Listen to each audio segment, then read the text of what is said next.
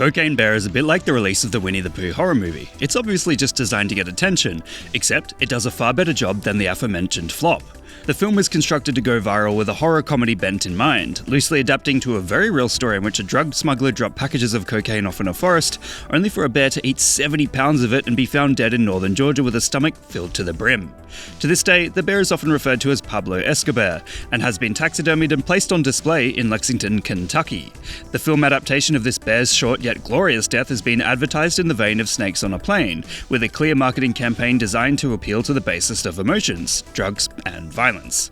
And, surprisingly, it's pretty good fun. Reviews are okay, yet all praise the ridiculousness of the concept, and director Elizabeth Banks has been commended for her work in constructing a vision for an exploitative B-movie about a slasher villain in the form of a bear that loves cocaine. It leans into the fact that the film was constructed as a crazy premise to attract views and WTF takes from influencers and creators, and if any of this sounds remotely interesting to you, I highly recommend you watch it.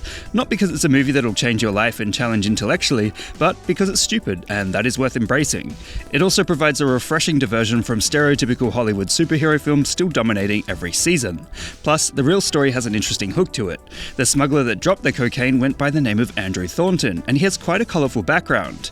Not only did he train as a paratrooper for the US military, but also received a Purple Heart for his service in the 1965 US invasion of the Dominican Republic.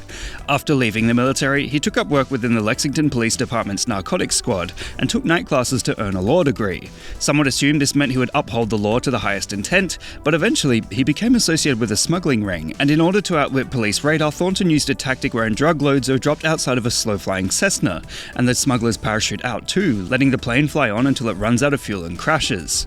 Unfortunately, Thornton's parachute appeared to fail, and he was found dead equipped with a bulletproof vest, night vision goggles, and Gucci loafers. This is how the story of the Cocaine Bear came to be, as it was found dead a little ways away from the drop after having consumed a good chunk of the drugs. The difference is that in the fictionalized events stemming from the film, the bear lives on and goes on a good old-fashioned killing rampage. In short, Cocaine Bear does a pretty serviceable job of jazzing up a classic tale about an animal that consumes so much illegal product that it dies.